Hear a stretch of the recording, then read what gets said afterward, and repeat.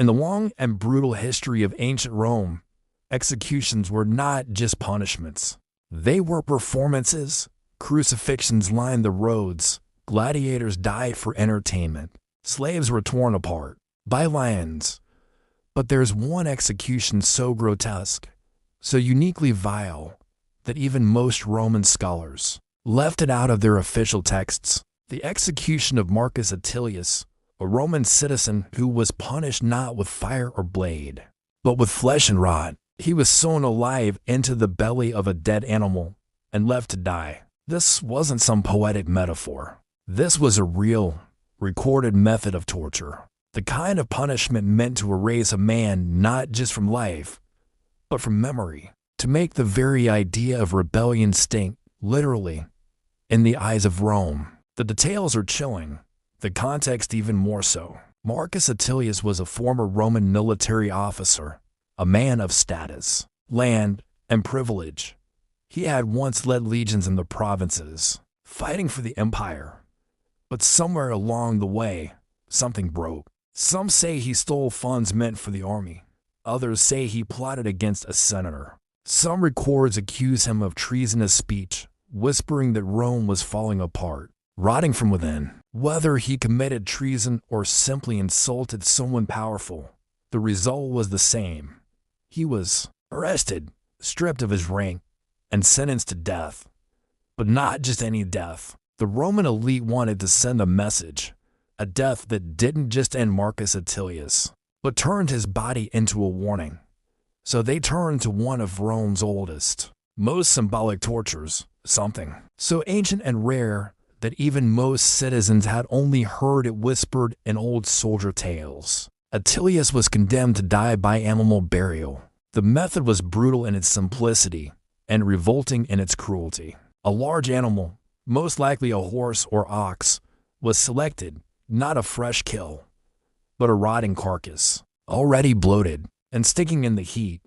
Its belly was split open and its organs removed.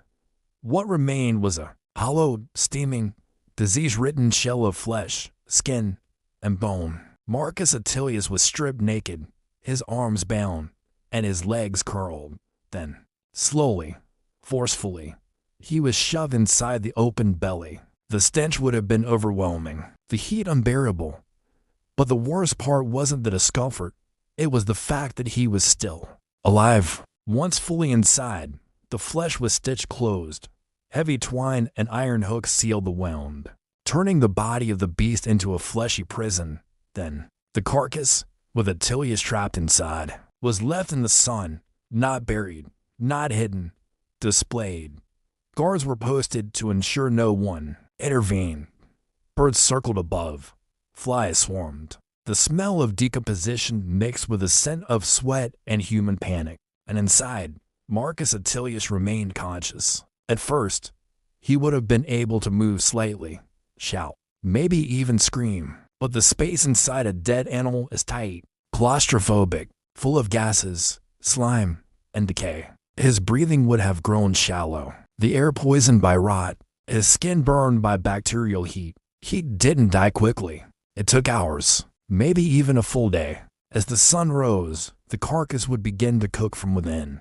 Maggots and worms from the animal's flesh would crawl onto his skin. Bacteria would enter his wounds. He would inhale rot with every breath, suffocate slowly in a mix of meat, heat, and fear. By the time he stopped moving, there was no need to announce the execution.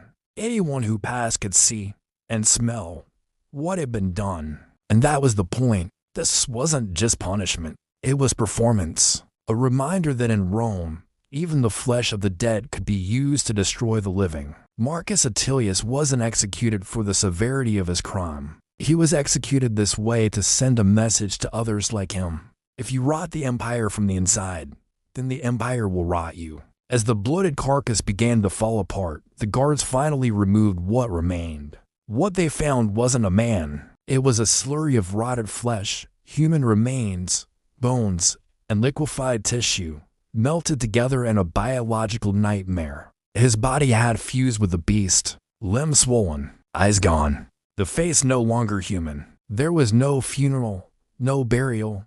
His corpse, fused with the animal, was burned without ceremony, and the ashes dumped into the sewers beneath the city. Not even a whisper of dignity remained. Roman records mention this execution only briefly, almost as an afterthought in legal texts dealing with treasonous behavior.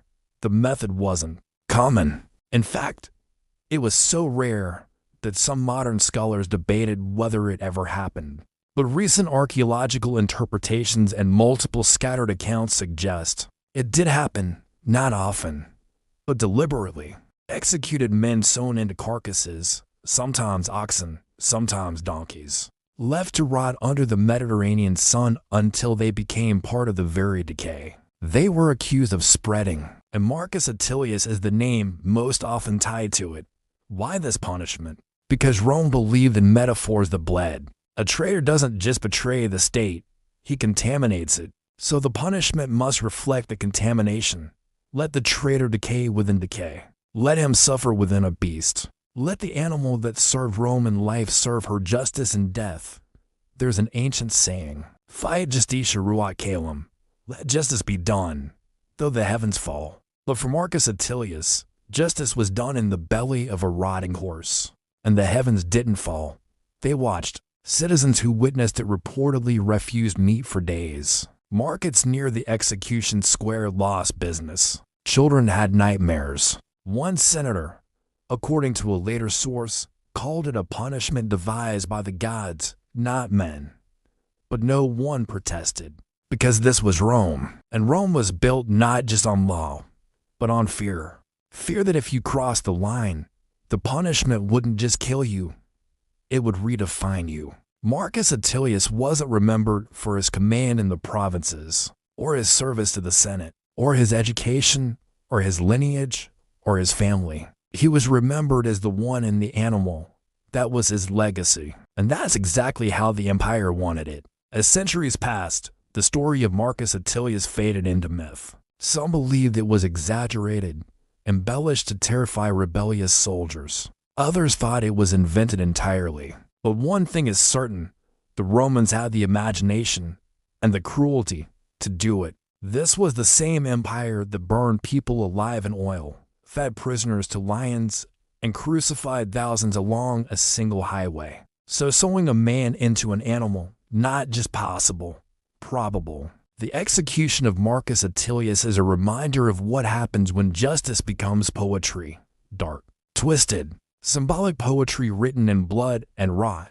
It tells us that history isn't always recorded in stone. Sometimes it's written in flesh. So if you ever hear someone glorify the grandeur of Rome, the art, the architecture, the law, remember that just below that marble surface, there were prisons, there were hooks, there were men like Atilius crying out inside beasts never heard again. Because in the end, Rome didn't just kill traitors, it consumed them. This was the death of Marcus Atilius, and this is Torture's Room, where history's darkest pages are read, one scream at a time.